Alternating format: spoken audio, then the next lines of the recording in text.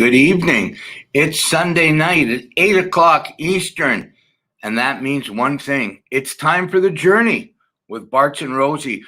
My good buddy Brad Bartko, I'll bring up in a second, and myself, Paul Rosen. It's show number 7, guest number 6, and I'm so excited to have this week a guest who I've known for a long time, since he was quite a youngster. He has traveled the world. He has done things with a disability. This show keys on people with disabilities that have taken their life to another level. And if anybody in sport has taken their life to another level, is our guest today, Billy Bridges. He is unbelievable. But first, let's bring up my co-host from Edmonton, Brad Bartko. Barts. Rosie, how we doing, man? I'm super. I'm excited every week because we get some absolutely killer guests, but tonight is absolutely up there. Billy Bridges, a guy I've admired and respected. Having played sledge hockey and watching him and being around him in different camps. He was out at camp with us in Alberta many moons ago. I don't even know if he remembers, but a heck of a guy, heck of an athlete. I'm excited to hear more of his story. Yeah, absolutely. He is. When people think about it, I played in 3 games, and I thought that was a lot. He's getting ready for his 6th in Beijing in March, and I bet you he actually hangs on and plays. Not even hangs on. The guy's still one of the best in the world. We'll talk to him about that later in the show, but I bet you there's a 7th somewhere down the road in 4 years after this one, but he's got to concentrate on this one, and we'll get to that as we do a lot during the show. Robert Wine, probably the best person in the world to watch every show imaginable. Awesome. This will be one that's different because they're all awesome. Thanks, Robert. I appreciate that. Anyways, for the general public out there that are watching that don't know what it takes day-to-day disability, and for Matthew Meisner, hey, Paul and Brad, Matthew from Argentina, big Buffalo Sabres fan, get ready. And for the able-bodied community that doesn't really know, I had a little bit of a fall a couple days ago, fell and slipped. Billy seen me fall in the showers many times on the one leg, trying to be a superstar, hopping on my one leg, hurt my stump. So I'm going to try my best to get through this without turning white. But without further ado, let's bring him up. One of the absolute best sled hockey, para-ice hockey players the world has ever seen. He's hit me in the face many times, Brad, knocked out many of my teeth. Billy Bridges. I blame the equipment. Thanks a lot for having me on, Bart and Rosie. Hey, how can you blame the equipment when I had the best masks in the world? I'm shooting with one arm from a toboggan. I shouldn't be able to break your teeth. I don't know. Oh, okay. All right, Al McInnes. Anyways, hey, this is going to be fun. We started this thanks to our producer, Jordan LaRoche, the Fanshawe Kids, taking a well-deserved rest. He's in Victoria. So we have the Grand Poobah, the Gooch, Kerry Goulet doing the producing and directing. He started all of this in Gooch Productions over 2 years ago when we started Gooch Live featuring Paul Rose. I'm so grateful that he gave Brad and myself the chance to do this show, The Journey, just on ability through disability. So, Billy, why don't you tell everybody out there that maybe doesn't know, the few people out there that don't know Billy Bridges, what happened when you were born? And my brother had the same thing as you, and unfortunately, my brother died a long time ago. Talk to everybody about your diagnosis. Yeah, so I have spina bifida. For those that don't know, it's somewhat of a neurological disorder in your spinal cord that just kind of affects the way that your body grows. And I was pretty fortunate to have my affected part of my spine was quite low, near my tailbone, so I didn't get any upper body ailments. A lot of people with spina bifida have hydrocephalus as well, which is fluid that can be in the brain that needs to be drained with a shunt, and it can cause some difficulties and complications, and I was lucky to avoid all of that. Now, when I was born, my legs were shaped like question marks, and my hips, I have hip dysplasia, so my hips are flat. I got to angle my hands right. And so the hips didn't stick, so I had to have rods and pins put in, and I had about 16 surgeries at Sick Kids Hospital in Toronto that we'd have to fly into from Prince Edward Island, where I was born. and the doctors straightened my legs out, and really enabled me in my life. I went from them telling my mom that they're not sure about life expectancy, and certainly don't get your hopes up for normal school, and being physically active, to skateboarding on my crutches, and really having a pretty awesome life. I've been pretty fortunate. Yeah, and as I said in the intro, you're an incredible athlete. You're an incredible human being. I've had the chance to meet you a couple times. I was awestruck right away, and not only by the wrist shot on the ice, but just the attitude you carry off the ice a lot. Kind of like me, mindset wise, just take it day by day, and let nothing get in our way, and really leave an impact. So let's talk about you're known as a Canadian Olympian for sledge hockey. Let's talk about that. How did you get involved with sledge hockey? And where with the next games coming up, do you want to keep playing until that the wheels or the skates fall off the sled, or is there an end in sight for you eventually? Oh man, the loaded question from day one to day unknown.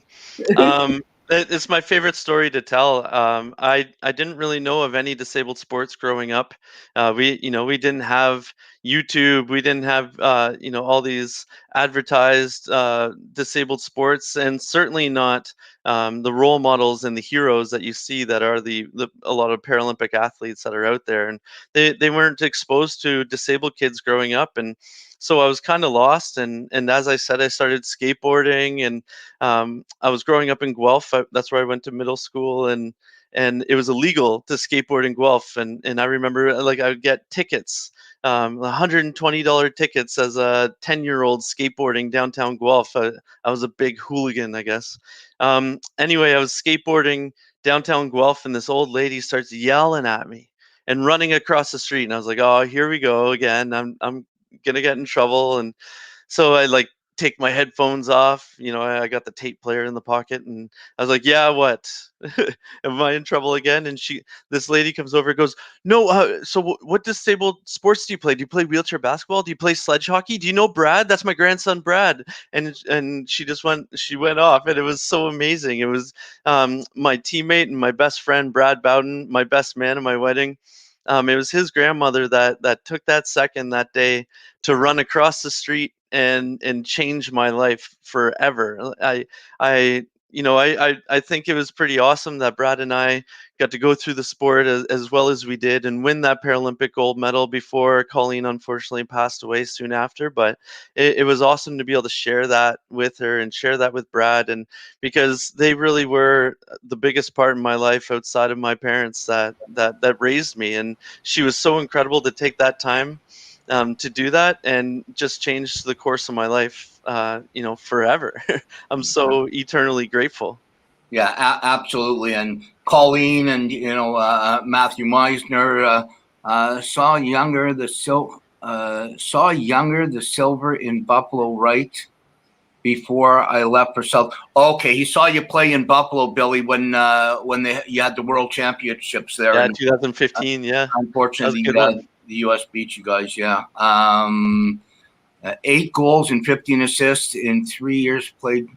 Playmaker. Oh, I could tell you stories about Billy Bridges and scoring goals. A lot of times we had to say, "Okay, Billy, got to stop at 8 because we're embarrassing the other goalie." But you know what? You brought up Colleen, and the one thing that I really want everybody to understand. Usually, when it comes to disabled sport, especially back in the day, you needed a special person, somebody's mother or grandmother. Unfortunately, a lot of times it wasn't the father, although your dad, Charlie, was around sled hockey a lot. But it took somebody like that to bring the kids together and get it. And, we go back to 2006 in Torino when we won the gold medal, and you were a massive part of that entire team, winning it when we were given really no chance to win. Hockey Canada took us over. That was the first big tournament. Talk to everybody watching about what it was like that week to go into Torino, ranked number 4 in the world, and walk out with the gold. And unfortunately, haven't had a gold since. Although you guys are, I know it's going to happen in Beijing. I know it. But talk to us about those feelings. Yeah, I mean, I felt back then, as I still feel like this day, that I really feel like guys on our team are the most skilled players in the entire world, and I see it day in, day out. And even no matter what our rankings are, I always truly believe that we have the stuff to win on any given day. And that week in Torino was a bit of a roller coaster. Getting hammered in the prelims to Norway. Harvey Lord, the only guy that scored a tip goal right in front of them, and and going into those semifinals, and then we had a pretty lucky round there, having to play the Germans, and we were ready to go and on fire, and I had been a part of that Salt Lake City debacle where we fell apart in the semifinals and had to play the same country the next day for the bronze and lost that, and I knew what it was like to not play for a medal, and those semifinal games are so important to me now, and it showed, and it still shows by my efforts in semis. But we had such a good showing against Germany, but still didn't know how we were going to do against Norway. We had our final meeting to prep for the game, and Norway rented the room right beside where they just played death metal and nothing but videos of hits for like the entire week, and they just got like so fired up, and we're all just like uncomfortable, like, okay, because there wasn't even a wall between us. There was like a curtain. It was so awkward. But I mean, from the get-go, you could tell that every single guy was on fire. We were a little bit worried on the way there because Brad and I were half an hour late because we thought the bus left at 3:45. It actually, or 4:15. It actually left at 4:45. So at 4:00, Brad's on the phone with his grandma, and I'm playing video games in the lounge, and our fitness trainer comes in and like, or physiotherapist Tony Carbonetti, and he's like, guys, what are you doing? We're so late. What's going on? Like freaking out. And Brad and I sprint to the bus, and everyone's just like panicked and just sitting there. Like, but then by the time we got there, we were all laughing, and we didn't have time to think about it. And we got dressed, we got warmed up, and we got out there, and I mean, the rest is history. It was just such an awesome experience to be part of that. But the more I look back at it, the more I realized how young I was and really didn't appreciate the severity and the grandeur of it all at the time. Like, to me, it was like, yeah, let's get hammered. And like, we just won. Like, it wasn't that big of a deal, but it didn't really appreciate the guys who had been on the team since Lillehammer, who hadn't won the gold, and being able to help those guys get that medal. And, it was pretty special. So, Billy, can you talk about now being one of the veterans on the team? You and Westlake, the only original OGs, kind of left on that team. So, what does this mean for you to go into Beijing and win a gold medal? Does it give you almost extra fire now, being that leader, being one of the only guys left that maybe you're sitting here looking, this could be one of my last 1 of 2 or maybe 3 games left. So does that give you some extra fire to go in and make sure you come home with a gold medal? Absolutely. Now that I've, since Torino, I've come in 4th place. I've got a bronze. I've got a silver. Like I'm so sick of it. I'm so sick of losing, and it's definitely fired me up. And there's so many special guys on this team that I personally just do not want them to have their careers finished without getting that Paralympic gold medal. There's guys like Tyler McGregor and Dominic Laroque and Adam Dixon and guys that are in our program that have been around for so long that don't have that medal. And it really does light a fire under my butt every single day when it comes to training and getting ready. And, there's no more excuses. It's all a roadmap that our program is laid out. We're lucky enough to have strength and conditioning coaches that basically tell you what to do every single day. And, all you have to do is do it. So there's really no reason why, why we're not fired up and not ready when it comes down to it. It's funny at the World Championships, James Gemmell, longtime teammate, was left off the roster, unfortunately. But it wasn't until we got to the rink, or that we got to Czech Republic, that I realized that I'm now the oldest guy in the team. And it's funny, we talk about Greg and I being OGs, but like, he's still the young guy on the team to me. Like, I was on the team for like 6 years before he came around. He's the little guy. So yeah, it's funny. He's certainly.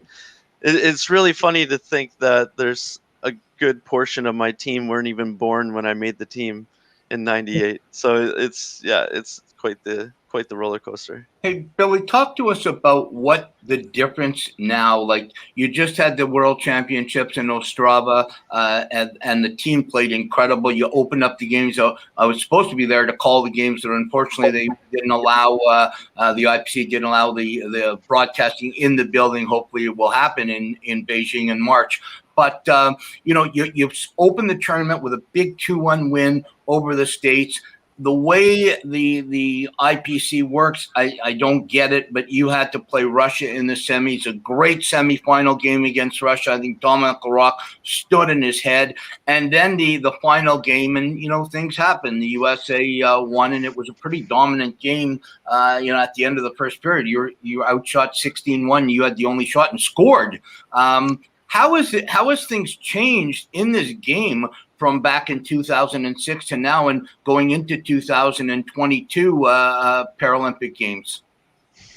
In terms of the tournament, it almost has stayed the exact same. Nothing's changed there, but what changes is in between those 355 days in between tournaments are so extremely different than what they used to be.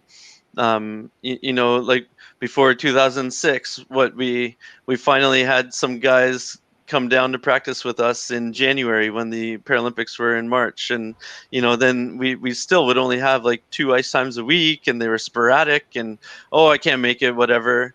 But like now it's 100% our job. It's really cool to be a part of. We have a compliancy report that's emailed out to every single team member and staff member every single week, and it shows you who did what.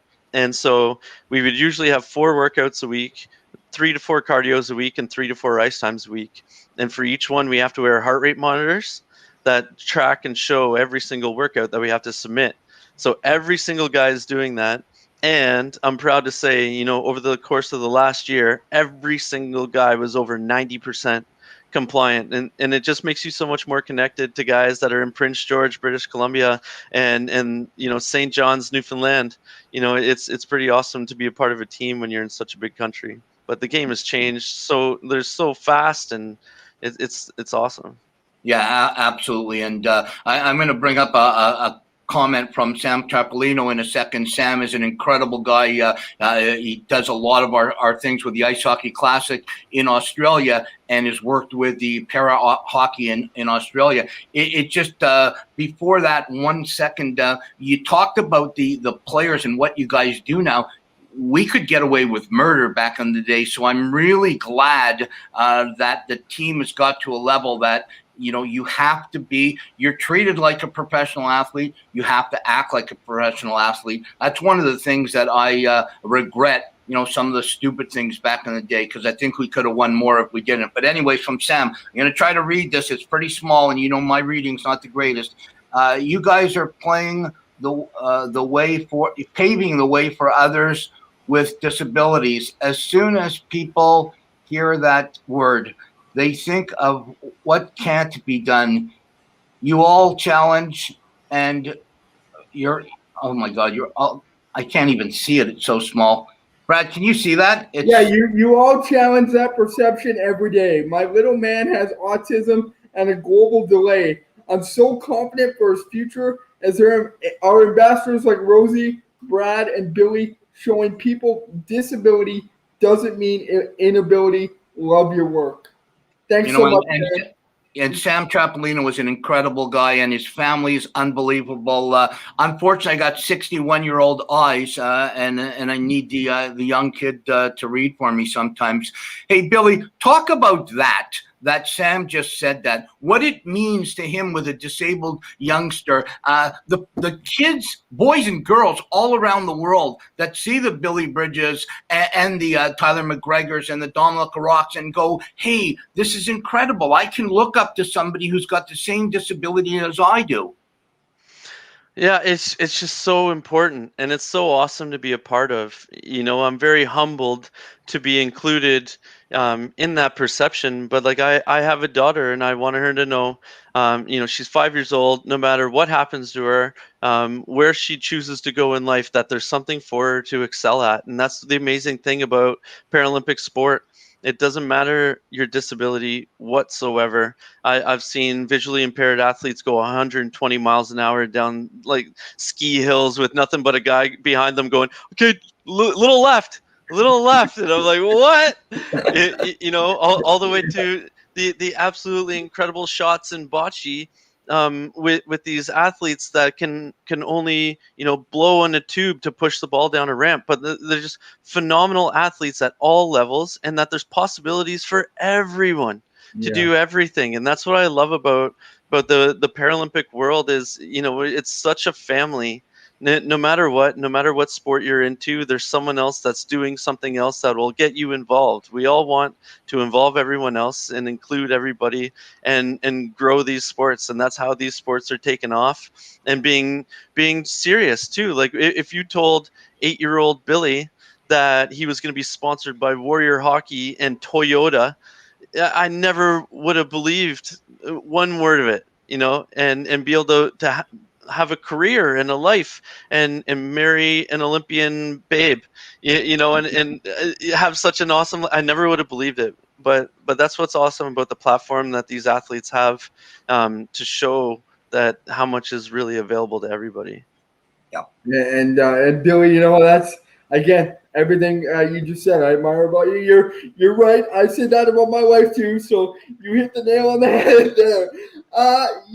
Really quick off the script. I wasn't going to go here, but I think it's going to be a cool one. I mean, I'm excited to hear. Can you tell us maybe a story that you were on the road or overseas with Rosie that maybe you would have maybe got in trouble, maybe didn't get in trouble? That's is PG or 14A.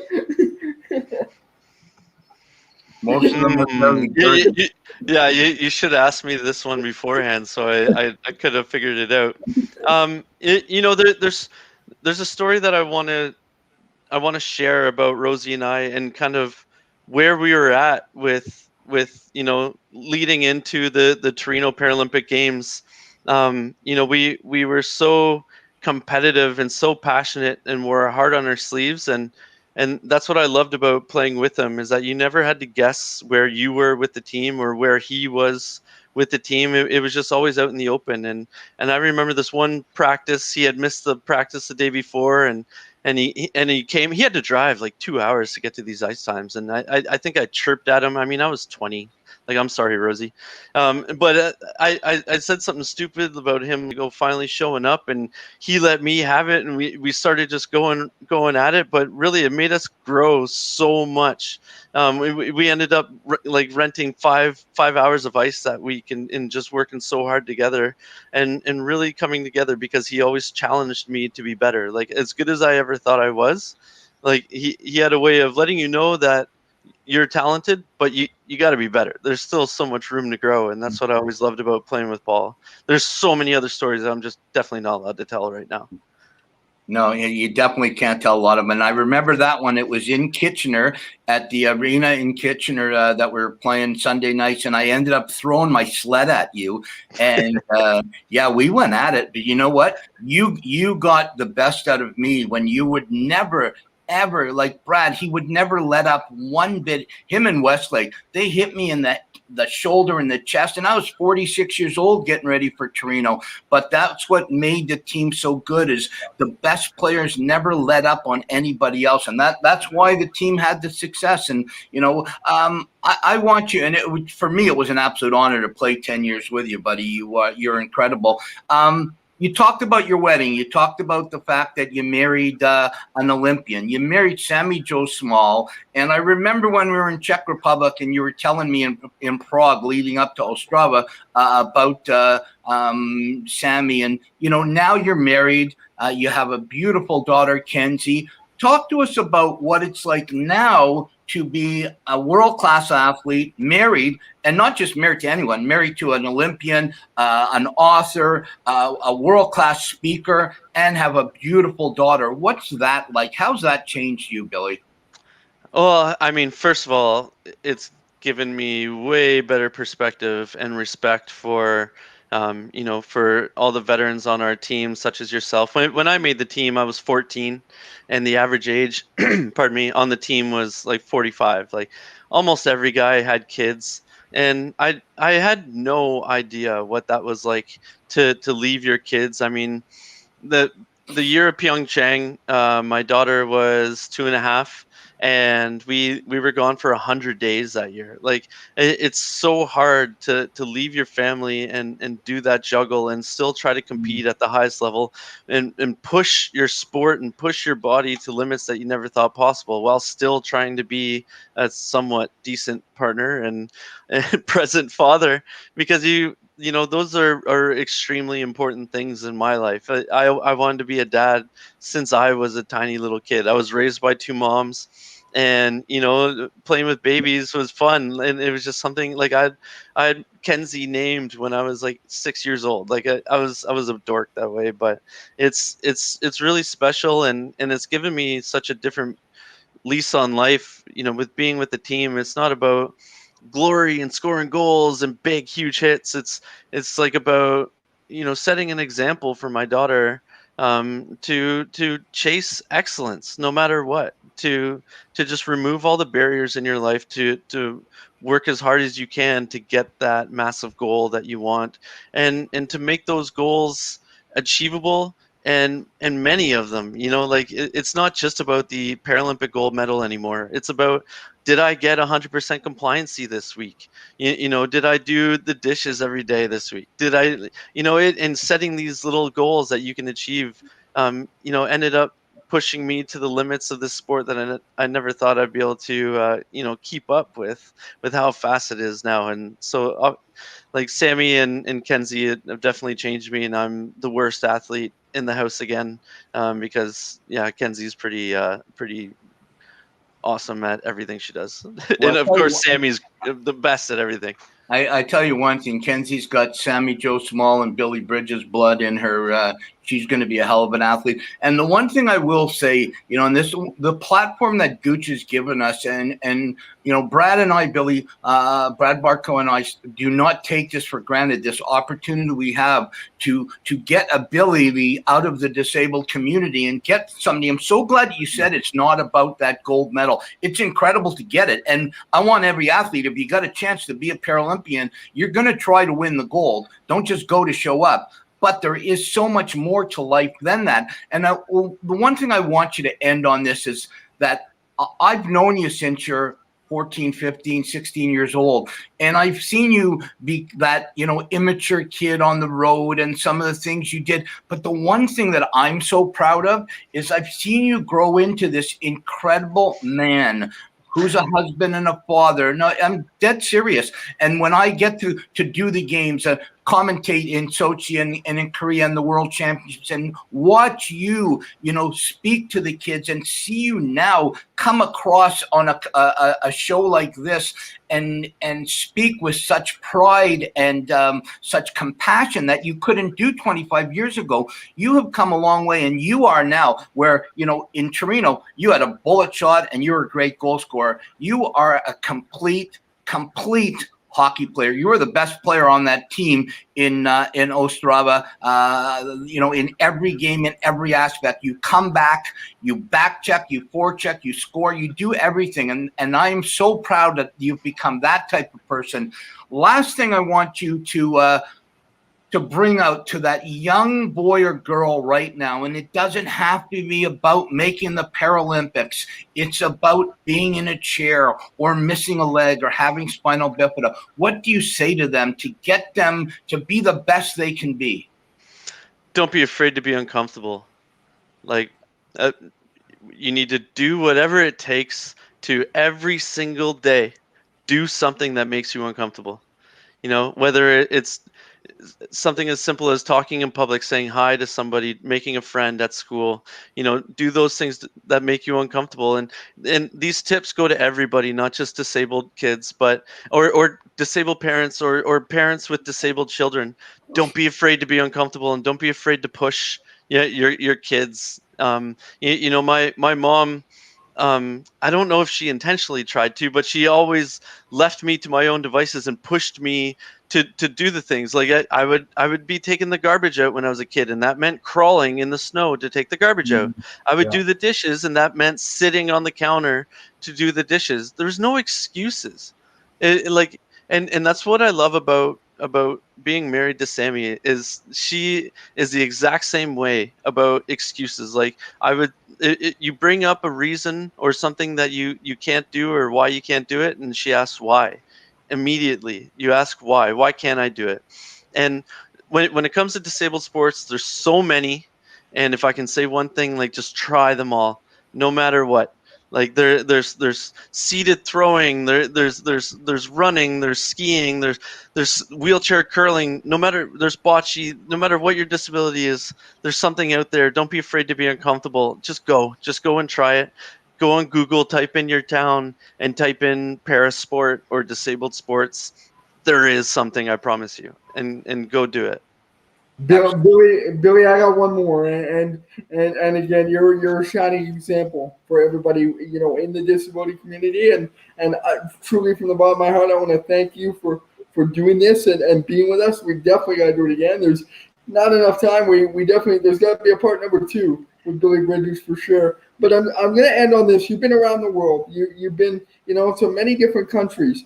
And I know for myself, and probably the same goes for you, accessibility isn't always the easiest when you go to, especially probably Europe and all these other countries. How do you think, in your mind, accessibility has gotten better or worse or maybe stagnant over time? And how, maybe a message to the masses from you, how can we make it better? How can we change? How do we take that next step into inclusiveness?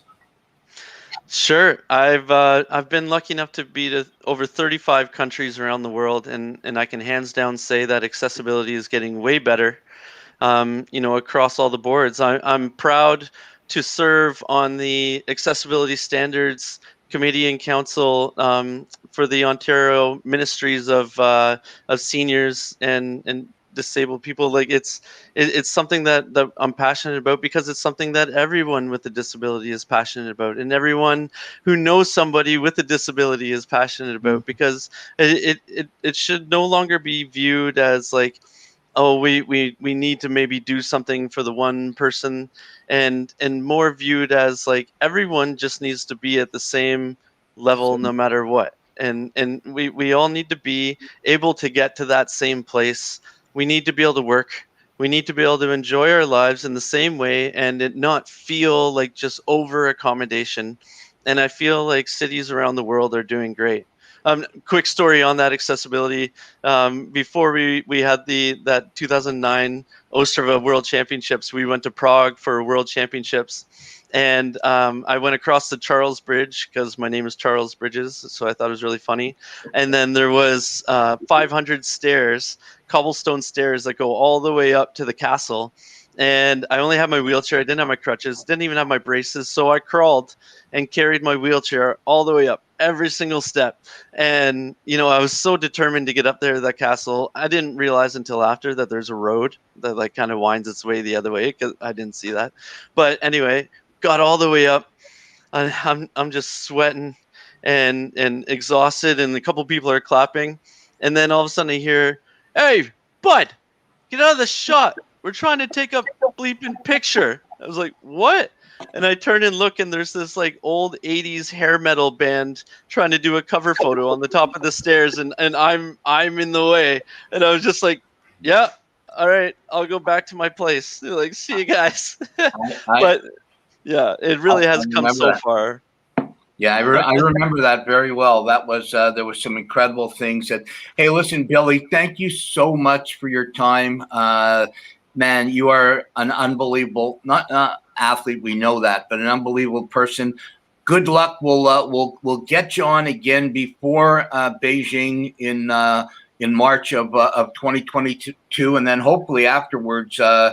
You'll have that gold, and we won't just talk about Torino as the only gold. But really, thank you so much, Brad. Last words for Billy? Yeah, Billy, again, it's always an honor to have met you, be in your graces. I've always looked up to you, and thank you so much for paving the way for guys like me, and keep doing what you're doing. Thank you. I appreciate it. No, I really appreciate you guys having me on the show, and I definitely remember that week in Red Deer at Camrose. That's right, for that camp. We came back the next year too. That was a lot of fun. But thanks a lot for having me on the show, guys. Thanks, Billy. Keep working hard, buddy. Love you. Thanks. Wow, Billy Bridges, I'm telling you, man. I every time I look in the mirror and I put my false teeth and I think of Billy Bridges. He's just an incredible guy. And you want to see the game at the elite level. Watch Canada and U.S. play, and man, some of these guys can shoot. I don't even think realistically 3 guys on that Torino team, Brad, could make the team now. That's how the game has just progressed, and the guys work so hard. But real happy to get Billy on, and looking forward to next week's show. Hey, listen, it's that time. Hero of the week. I'm going to put my hero, the Canadian Olympic and Paralympic teams that are on their way to Tokyo right now. I'm watching all the news about the breakouts and how bad it is over there, and man, I'm so scared for so many people and so many athletes. But as a Paralympian, I know how difficult it is to make a games, let alone miss a games because something happened. And my heart goes out to every Canadian Paralympic and Olympic athlete. Stay safe and stay strong, and compete hard and come back safe. Brad, yours? You know, Rosie, it's crazy you mentioned that. I have in my notes. I was going to do the same group of individuals. So I'm just going to expand. I'm going to expand on it again. We want to wish you guys and hope everybody comes back safe, stays safe. I have a couple friends that are covering it and are unfortunately can't be there due to travel restrictions and stuff to get into the country. But it's definitely not an easy time for anybody right now. And I truly feel for not only our athletes but the world right now. It's as much as we want to move on and carry on with life, we have to understand that COVID isn't behind us yet. COVID still exists. We need to be as safe as possible, still vigilant of the people around us and in our own lives, and carry on as much as we can. You got to move on. You got to live life, but at the same time, be vigilant, be safe, and take care of each other, like you always say. Absolutely. Hey, Brad, 7 shows down, 6 guests. Can't wait to get things going. I'm really grateful. Like I say all the time, I'm grateful to the Gooch for giving us this platform. To our great producer, Jordan LaRoche, the Fanshawe Kid. Have a great time in Victoria on holiday. Hopefully he's not watching the show and he's spending time with his girlfriend, because I know he's going to be a part of the shows this week, the expansion. I'm so looking forward to Wednesday in the expansion draft. But on behalf of my co-host, Brad Barco, thank you always for being here and being so strong. Our great viewers, the Sam Trapolinos, the Robert Wines, the Matthew Meisners. The show is nothing without you guys and everything you contribute. To Kerry Goulet, the Gooch and Gooch Productions. Get on Gooch Productions Live and see where all the shows are. Gooch, thanks for producing today. He can do it all. My name's Paul Rosen. You've been on the journey. Take care of yourself, and most of all, take care of each other, and God bless.